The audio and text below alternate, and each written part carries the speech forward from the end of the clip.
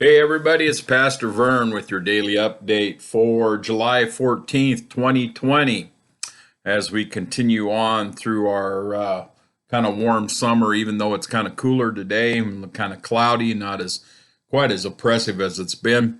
If you were looking for one, a update from yesterday, one did not get created, and so you didn't miss anything, I guess, if they are something that you're enjoying. We had some other obligations yesterday, and I didn't get to that point. So we were talking about the women in the Bible. We're going to shift gears here this week, anyway, and we're going to talk about the Bible itself. You know, some of us know quite a lot about the Bible. I don't mean what's in the Bible, but how the Bible come about, how it's structured, and all the things that make it what it is.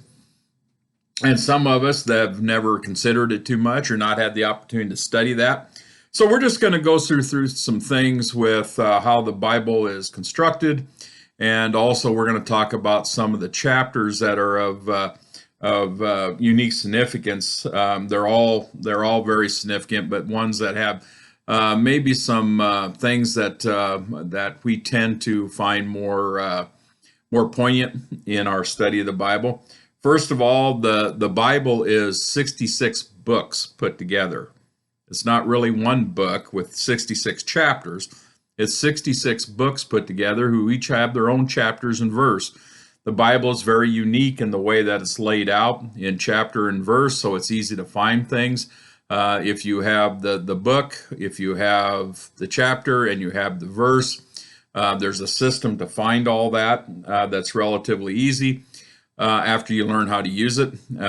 We need to instruct our children a little more on how to use it. We find when we have children's programs and children education that they struggle with that. They're not familiar with it. So it's something that we maybe need to spend a little more time with. There's 66 books and they're broke into sections. And a lot of people never think about that, but they're laid out in an order that makes sense. We start out with the historical books. The first ones of the Bible, Genesis through Esther. That kind of tells us the story of God's people in the early relationship with God. We have the poetic books, Job through the Song of Solomon.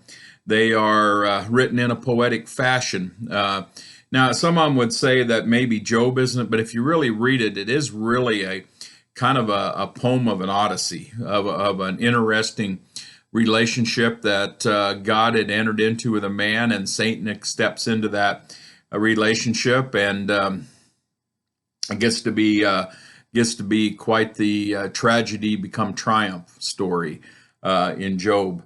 Then we have the books of the prophets.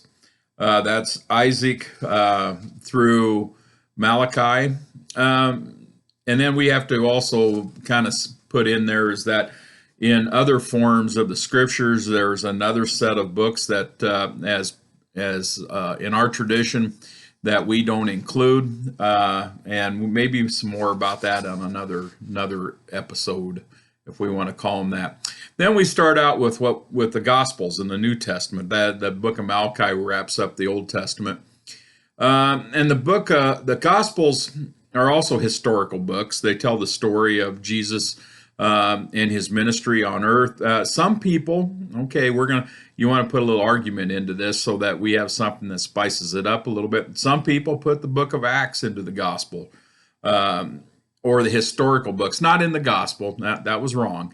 There's 4 gospels, but sometimes they put the book of Acts along with the gospels as historic books. And it kind of makes sense. Some scholars would argue that Acts is a continuation of the book of Luke, but it's basically the time period of the early discipleship, of the early spread of the church. And so it doesn't really fit being one of the Gospels, but it's kind of a continuation of how the Gospels are disseminated across the world in the early stages of Christianity. We follow that up with what we call the doctrine books, or doctoral books. Basically, it's the epistles, the letters to the churches and to individuals.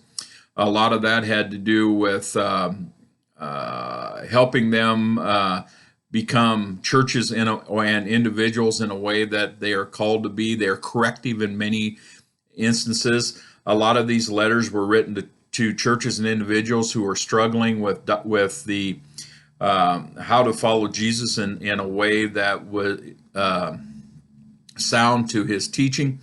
And so that's what a lot of those books are, and that is that teaching of doctrine. Those are probably the ones that can get argued over the most, because there is some opinion on how that is played out. And occasionally, if you read them carefully, they were written by a few different people. Sometimes, occasionally, they might have some conflict in them about doctrine and direction. But if you really look at it deeply, you will see that it is all relative and comes back together if you look at the circumstances for why the letters were written. That's an important part of understanding the epistles or his doctrinal books. And then there's the book of Revelation. Now, that's one of the things that I learned when I was in school was we often called the book of Revelations. No, it's the book of Revelation. There's no S on the end. It's one revelation written by John, not a group of things, even though it is quite lengthy and has a lot of information in it. And it's called the prophetic books because it talks about what is going to happen when Christ returns. Prior to that and when he returns. So that's kind of our basic outline of the books of the Bible. Remember that this is important to know because as we negotiate our way through the Bible, if we're doing any kind of study or any kind of relational reading, which means you're relating what happens in one area of the Bible to another, maybe the promises and challenges of the Old Testament compared to what Jesus said about those things in the Gospels. The changes, they're not really changes, but the enhancement of some of the things that God had laid down for us to follow, and I call them enhancements because Jesus said, I do not come to end the law, but I come to help you understand it better. Jesus did not circumvent the law of the Old Testament. He tried to make it relevant for us as it was being distorted by people for their own personal gain. So that's kind of where we're going today. We're going to look at some of the books of the Bible over this next few days and their significance.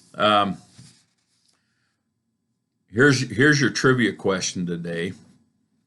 In the majority of the translations of the Gospels or of the Scriptures of what we would call the Holy Bible, what is the last word? Okay, might want to take a look at that. And it's not going to be. I found some translations where it's not the same, but the vast majority of it ends with the same word and a word that has significant meaning. Might want to take a look at that, and I'll bring that up tomorrow. All right, everybody, take good care of yourselves. Watch out for each other the best you can. Stay safe, and blessings until next time. Bye.